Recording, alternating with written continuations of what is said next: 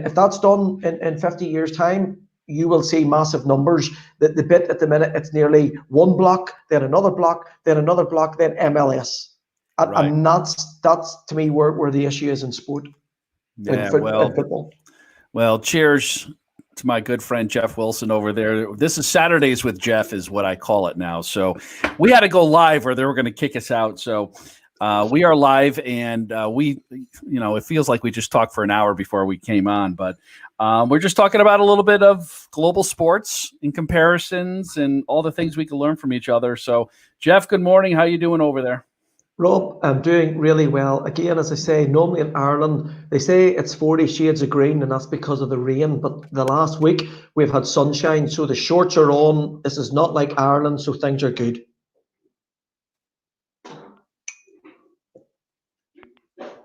Oh, I think your microphone. Are you? No.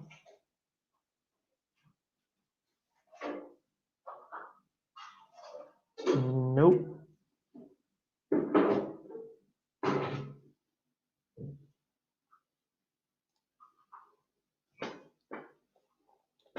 So Geoff, let's start this all over again. No, I know it. Live podcast. So here we are. This is our Saturday. This is our sports marketing, our global sports marketing Saturday discussion. We want to talk about what's happening now, what's going to happen, I want to get your point of view of what's going to happen now once the world opens up again for sports.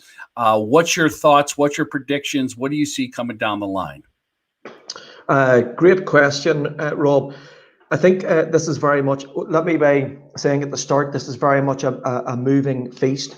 But I think for me, I think there's a number of challenges first and foremost. I think if we are to get players and the sport up and running, is it at what level? So you'll have the pro level, NBA, etc., and then you'll have the grassroots level, people playing for fun. So no matter what those levels are, in general, we have got to look at, if we take, let's say, the athletes, we have got to, especially if you look at the NBA, there's a challenge of being able to have a game behind closed doors. And that seems to be one of the conversations that's going on at the minute in a lot of sports. How do we have games behind closed doors with no fans, but maybe it's over one weekend, or maybe it's over maybe a mini league type format. And I think that's going to be quite interesting. I think that brings with it challenges. I think, you've got to, if you take the players, you've got to test them 2 weeks before the game is on. You've got to test them in between, and you've got to test them just before they go to make sure that they don't have corona. You've got to make sure that they're isolated, and there's the same bus within a small journey to the stadium. If it is at the elite level, we've got to look at the broadcasters, we've got to look at the stadium staff, we've got to look at the coaches, the reporters, and making sure the same process with them 2 weeks out, and making sure that all the equipment is clean, that they are tested, retested multiple times. So I think where there's a will, there's a way, and technology can help us, especially on quick testing. But I think that is, to me, a huge challenge in that sort of area. For me, I think when it comes to fans, I don't see too much league activity happening anytime soon. I don't see, and the fans being returned, I think will be in masses, will be potentially one of the last bits. So you'll have maybe at the start, behind closed doors, you might have a little bit of social distancing, at the venue, and then I think you'll have your full masses. But the key with all of this is a vaccine. That is absolutely without doubt the key. Until we get a vaccine, we have got to think of things differently. What do I mean by that? How do we test ourselves for the virus? Have we got it? Have we not? 2 weeks out and in between. We've got to think of new league formats, because if this virus comes back again in a second wave, then we go social distancing. Then it comes back again for a third wave. If we don't nail this down, then we've got to think of different league formats or mini blitzes over certain weekends. And I think that's, and maybe in certain locations, and I think that's got to be something. And we've got to even look at probably having more balls, because each of the balls will have to be sanitized. So to have as many balls as possible that are properly sanitized rather than reusing the same balls. So I think these are things that we're going to have to do. I think when the fans come back, and whether that is at a social distancing or whether that is on masses in the future, I think we've got to look at cashless technology. So there's limited touch points. I think how we access into the stadium has got to be looked at and changed. And then how we test people for temperature, I think, has got to be looked at. And there's already some technology in airports that are looking at this whole area when people arrive at the airport. So in summary, I think for me, sport's not going to return anytime soon, i.e. the summertime. If it does, it will definitely be behind closed doors, but extremely restricted. And even if it is restricted, I've already said there's a massive process to go through in terms of testing everybody from the trainers, the broadcasters, the reporters, the stadium staff, and that takes time. But technology will have a part to play. So what do you think, over here in the States that we just had, we have our NFL draft this weekend, and obviously it was supposed to be originally scheduled at Las Vegas, and they were anticipating 700,000 plus people to be at that live event, which would have been incredible in and of itself. I don't know if Las Vegas could have handled that, but so they turned it into a virtual event, and people have embraced it, and there's been a lot of humor out of it, and it wasn't as bad as I think people anticipated it to be. We got to look inside people's homes, which has been hilarious, some of the things that have come out of that. We've been able to kind of see the commissioner in a different light. Bud Light has actually came out with an activation around Boo the Commissioner, which I think that was such a British thing, like a thing over in UK. I mean, that was like a very uncomfortable American thing to do. But anyway, so now that people are getting used to this, right? So we went through the first test over here for that, for the most part. Yep. Do fans then now look for a different type of exclusive experience at home? And maybe, you know what? I kind of like the home experience. There's a little bit more of a behind the scenes. There's now premium viewing from different angles that people could pay for. There's behind the scenes in the locker room. There's exclusive content that they can unlock, whether it's on the third screen or whatnot. Where do you see that part of it going? Yeah, again, great question. I think from me, the first of all, when you're into sport, you want to be at the sport live. That is the number one, and making sure that experience is great. You want to sample the atmosphere. I think you're right with, but what we're seeing is the millennials, that Gen Z, especially Gen Z, they're so much brought up in technology that they want the technology the way that we're doing now. It's become, it's standard for them. The people that it's not standard for is probably people like us who are having to adopt. But for the Gen Z, it's natural. So I think what will happen is the people who isn't natural to, my age and beyond, they're now getting used to it. The Gen Z are already used to it. That's the way it happens. That's the way it will be. And every generation coming after that will be the same. So in other words, the adoption of technology becomes easier or more acceptable, or that's a way of doing it. So I think that's the first thing that I would say. We're changing our behaviors and we're consuming content differently behind the scenes using technology. This pandemic has made us fast forward that much quicker for especially certain age groups that I've already mentioned. But I do think that for many of us, there's nothing beats the live at sport, the live at venue. And for me, working in sport, I want people to come and sample my atmosphere. I want people to come and sample my product, and I want people to interact as a community. Now, that is obviously really difficult at this stage with social distancing, etc., etc. But that's why we love sport. Not only does it give us the fitness side, it gives us that community. It brings that community together.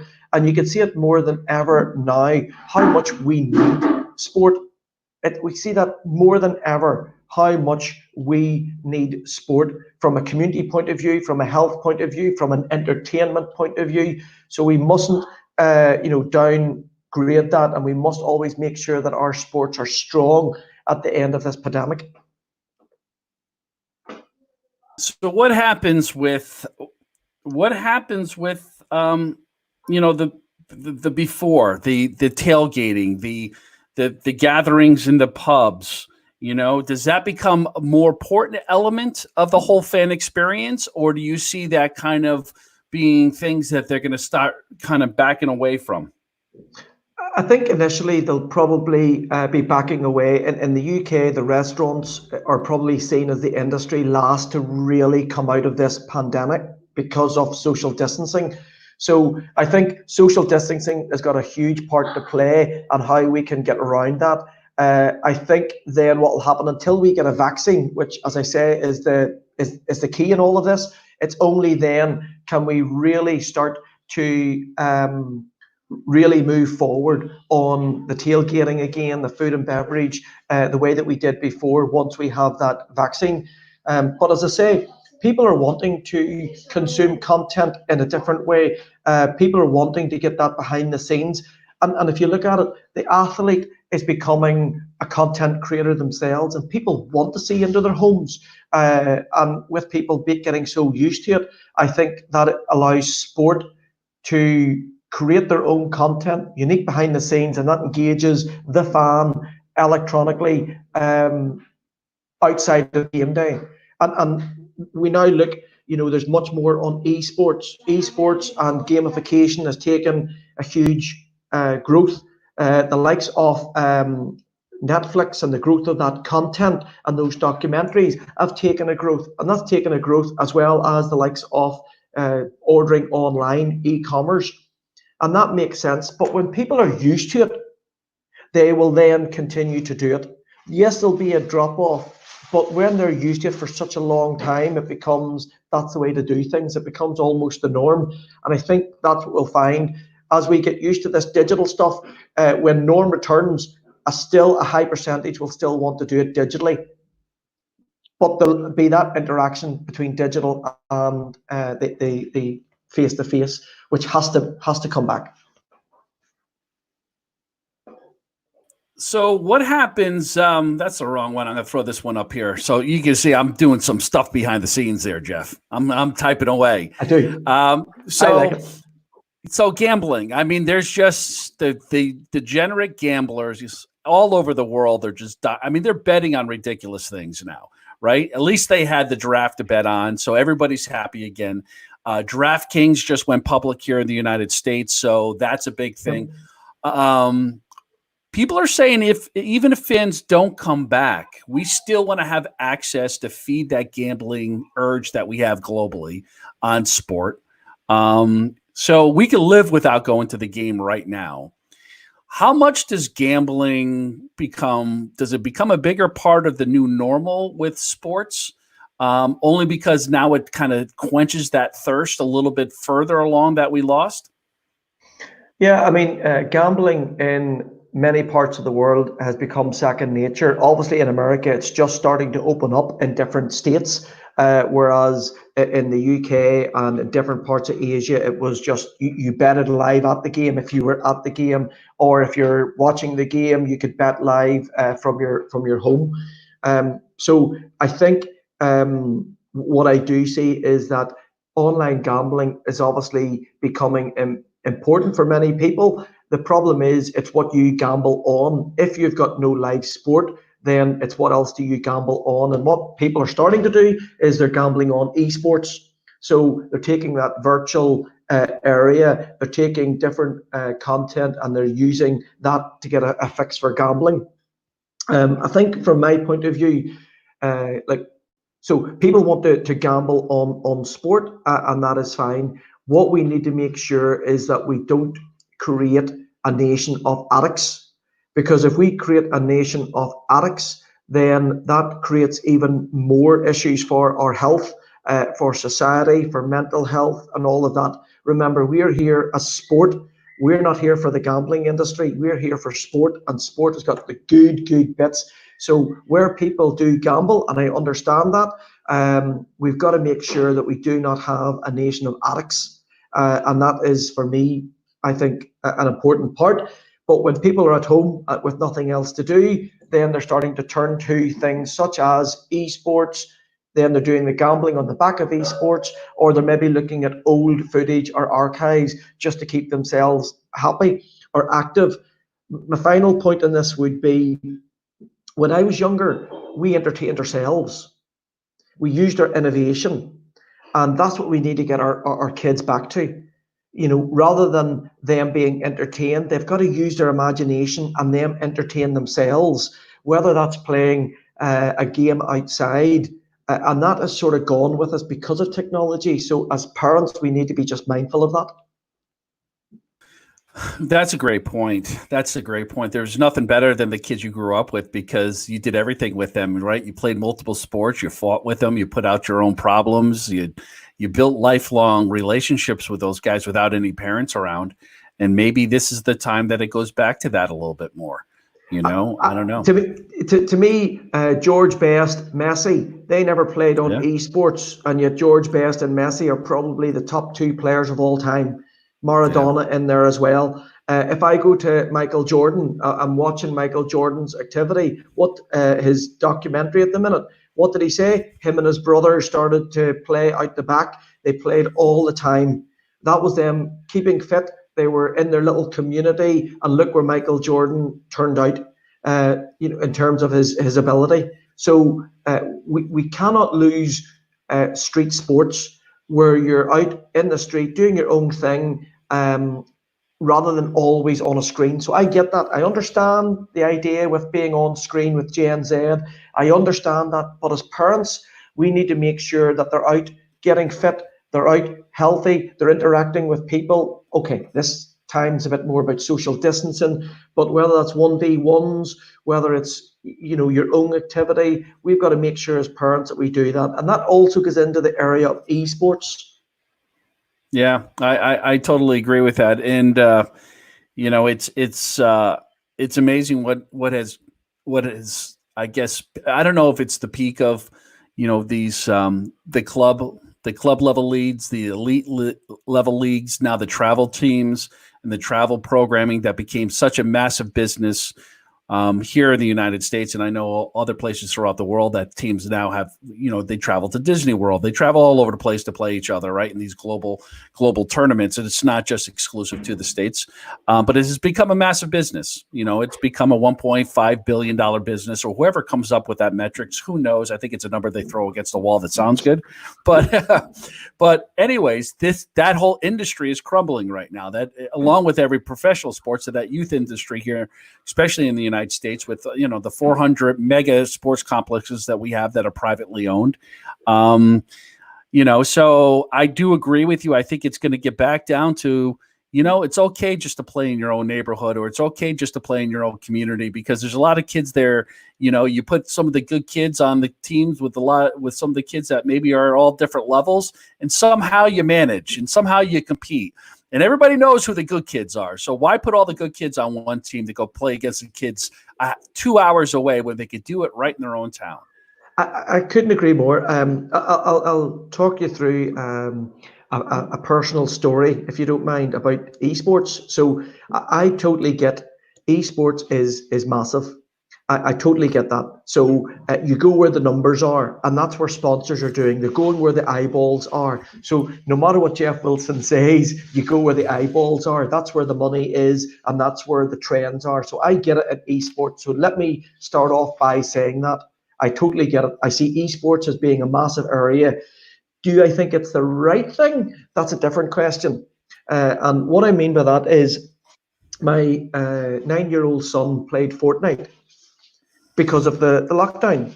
And I would say he was sharp, maybe disappointed when he didn't win. There was negative connotations. So I took out the PlayStation like a good dad. That was a good day. And I took it out. And within 2 days, he was whistling. He was using his imagination. He was out playing with me. It was as if it was a different kid. And then I thought about it, and I thought, okay, so Fortnite, we're teaching 8, 9 years old how to kill. We're teaching them the addiction, because it is addictive. So there's killing, there's addiction, then you're talking to people that you don't know, and all these other bits. And see, as soon as I took him off that, I seen a different kid, and it was within a day or two. And my wife actually said, "What a difference!" So I think as parents, we shouldn't be leaving our kid in the side just to go ahead and play because I can't be bothered playing with them or because I'm tired. That, as a role, as us as parents, it's our kid. So we better make sure that they don't get negative things into their head as best as possible. But it's good, wholesome things that they get into their head. So the question I'm trying to say is, I understand where Fortnite is, I understand, but there's something not right about it. There is Yeah. something not right about it. And as parents, we have to stand up and take our stand on this. Now, if he's on FIFA, there's no issues because he's playing a game that he understands and he knows. So I'm more talking about the fighting games. And for me, there is a reason why the Olympics do not want fighting games in the Olympics, because the Olympics have core values. Now, any esports people, anybody that works for Fortnite might come on and say, but, and they're right. But I can only talk with my research that I've done live here, and I can tell you it was not good. Yeah, I mean, everything in moderation for any kid, so there's definitely some merit to that. I think that's a fair argument, Geoff, and I think it's a fair assumption of behavior. And I look at it when you on the other side as well. I also look at it as a whole demographic of competitors, because competition is a human nature that we all want and crave, and we all do it in different ways. Some of us physically, some of us mentally, some of us verbally. I don't think I don't hit any of those three, so I don't even know what, right? But now I look at the whole. It has given a platform, in my opinion, and this is not to kind of go against what your opinion is, but how I look at it as, it is giving that competitor that maybe was the intellectual competitor that probably was going to go out and create, robots or something else. I don't even know if that was a good example, but it's given them a voice. It's given them a platform to compete globally now that is relevant and that is exciting. I don't see the violent sports. I don't get it. I don't, I do get it in a sense. I don't see how that's real competition. And I think those are the sports and competitions that rub the people that are in the sports industry wrong, because it doesn't, we can't see we're stick and ball and scoring and rules. That just seems like, I don't even know what's happening on the screen. Who knows what those big monsters are fighting this? How is this even entertaining? It seems confusing. I'm tired. It's too loud. I'm going to bed. Right. Right. So you're absolutely right. And yeah. You make a really valid point, because, and I put myself in this. If we don't know what our kids are watching, we don't know what our kids are watching. Yeah. And it's only when you start to listen and you think, that's not for a 9-year-old. Yeah. A 9-year-old should be going out and playing with friends, should be that social interaction, that play, whatever they want to do. It doesn't have to be sport for everybody, because everybody's not into sport. But I think the point is, we have a role as parents to play, to make sure what's going into our kids' minds is right and wholesome as best as possible, or even better, to protect our kids' minds. So I think, because the mind is such a strange and a organism, so we've just got to be mindful of what goes in. Bear in mind, they're little kids. Now, that being said, and I've said to you, that's where the eyeballs are at. So there's a reason, so that's where the money is at. And what we're seeing is, sports organizations. We're seeing not only sports organizations, but we're seeing brands now put their advertising and their sponsorship funding and their money towards that. So please, I don't want people to be saying, "Oh, you're wrong." I understand where esports is, and I understand that it is, especially in this day and age, that's what people are doing. That's just where our behaviours are. And to me, I think that area of, if you've got gambling and esports is growing nowadays. I think e-commerce is growing in terms of home delivery. I think fitness at home is delivering. I think the growth of the athlete as the key ambassador, in certain cases, the athlete is bigger than the club, from a following point of view and engagement. So their impact is getting bigger. And that whole sort of OTT streaming, those are broad areas that are seeing growth at the minute because of this pandemic. Whether that continues or not when people go back to school, or whether that continues when people go back to work, we will only see.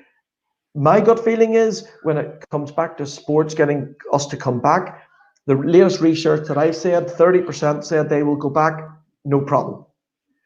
30%, or let's see how what is in place in terms of temperatures and social distance and all that. And then the remaining 40% don't want to. So what we as sports need to do, 30% done. The 30% which is still swaying, we need to get them back, and we need to get the other people back to grow our base, because there still is ticketing revenue to be had from 2021 onwards.